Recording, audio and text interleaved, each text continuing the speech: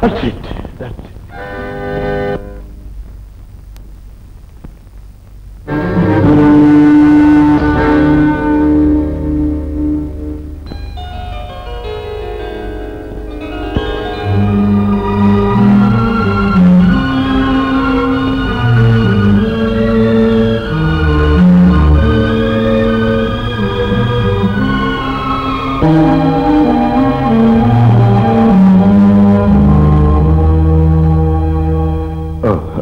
I'm sorry. Bottle పగిలిపోయింది. పగిలిన గాజు విరిగిన బ్రతుకు అతుక్కు సార్. అంతే అంతే. I'm also sorry. నా తొందరపాటు వల్ల ఒక మంచి వస్తువు నేలపాలైంది. తొందరపాటు ఎప్పుడు నష్టమే సార్.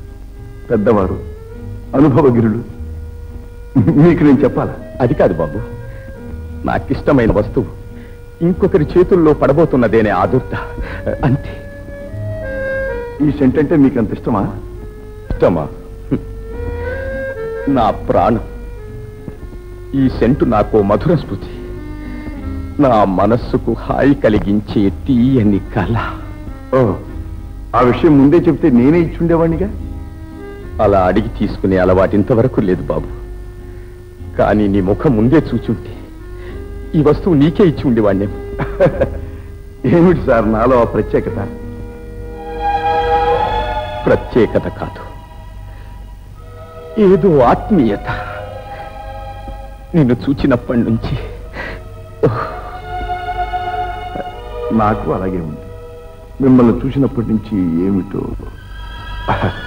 విచిత్రం సార్. మన టేస్ట్ కూడా ఒకటే. అందుకే అన్నారు మంచి మనిషి మంచి మనస్సు అని. మంచి, నేను మంచివాణ్ణే బాబు. కానీ ఏమిటి సార్? వయస్సులో ఉన్నవాడివి, నీ ఆనందానికి అంతరాయం కలిగించా నేను విచారిస్తున్నాను. వయస్సులో పెద్దవారు పేర్లేదే అన్న బాధే నాకుంది. పోనీ మీకెందుకు బాబు ఆ ట్రబుల్? నేనే వచ్చి తీసుకుంటాను. వస్తాను వస్తాను. సార్ సార్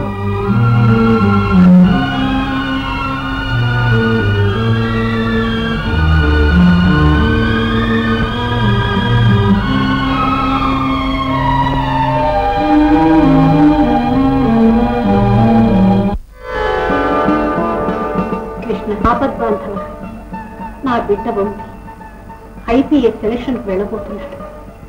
నీ దయవల్ల ఈ ఇంటర్వ్యూలో సెలెక్ట్ అయ్యి ఆయనలాగా పెద్ద పోలీస్ ఆఫీసర్ కావాలి. న్యాయాన్ని రక్షించి నిజాయితీ పరుడు అనిపించుకోవాలి.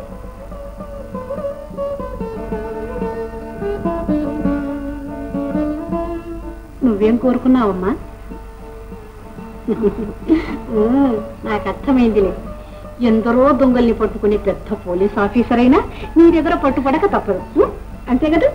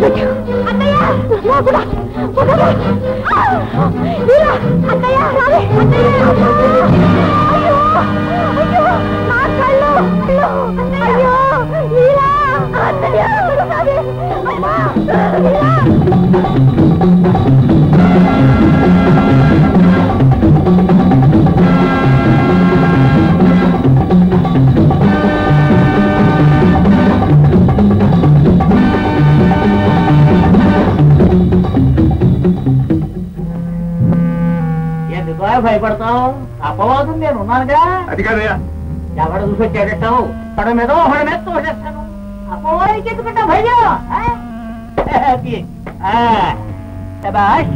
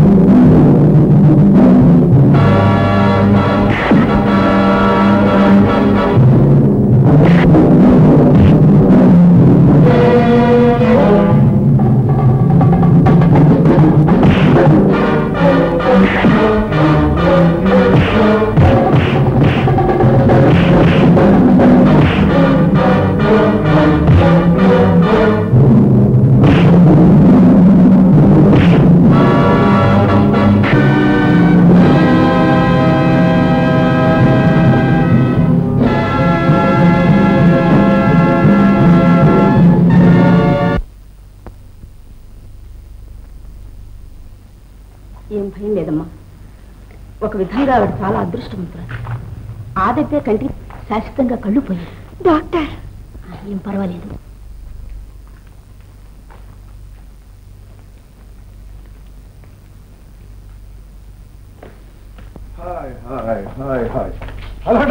Morning morning. వంశీ, కట్లు విప్పే వరకు అమ్మగారిని జాగ్రత్తగా చూసుకోవాలి. అవసరమైతే ఫోన్ చేయండి.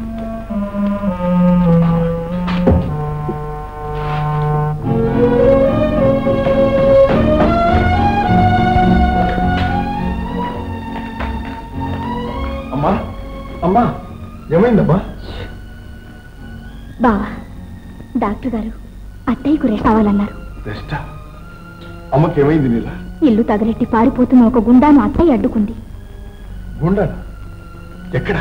నేను అత్తయ్య గుడికి వెళ్ళొస్తుండగా జరిగింది. గుడి దగ్గర? అవును. ఆ గుండాను అత్తయ్య అడ్డుకుంది. అత్తడిపోయింది. కాస్తలో తప్పింది, లేకుంటే కళ్ళు పోయిండేది.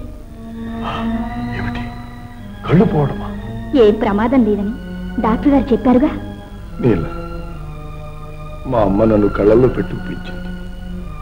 ఆమె కన్నీరే నేను చూడలేను. కళ్ళే పోయి ఉంటే బావా, ఏ కళ్ళల్లో మాతృప్రేమ నిండి ఉందో ఆ కళ్ళనే దెబ్బ కొట్టాడు. వాడిని నాశనం చేస్తాను. అమ్మా అమ్మా ఎలా ఉందమ్మా? కాస్త తేలిగ్గానే ఉంది నాయన. ఏమిటి నాయన ఆవేశపడుతున్నా? ఆవేశం కాదమ్మా, ఆవేదన. అందరూ భగవంతుని బిడ్డలని చెప్పావు, సర్వ మానవులు సహోదరులని నేర్పావు. కానీ నువ్వించిన లోకానికి నేను చూస్తున్న లోకానికి సంబంధమే లేదమ్మా.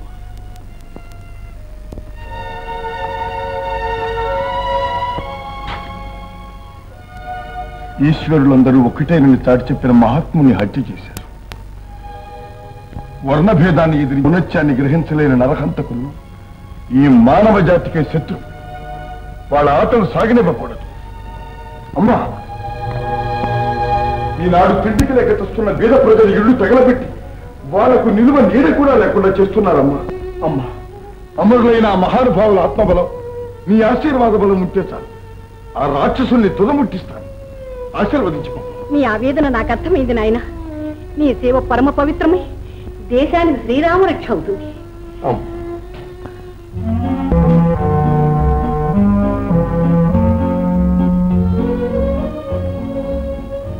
తెల్లవారే ఒక వీణ్ణి పట్టుకుంటాను. ఎవరిని నాయనా?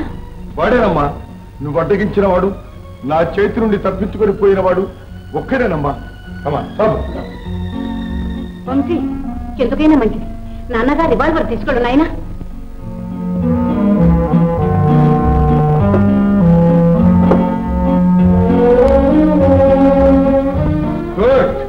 అమ్మా, దొంగల సాగు పసిగట్టిందమ్మా.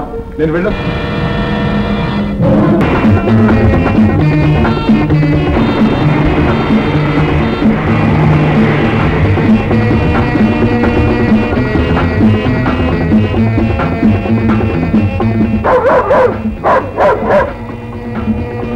ఇదే కారు, ఇదే కుక్క, ఇదే అరుగు.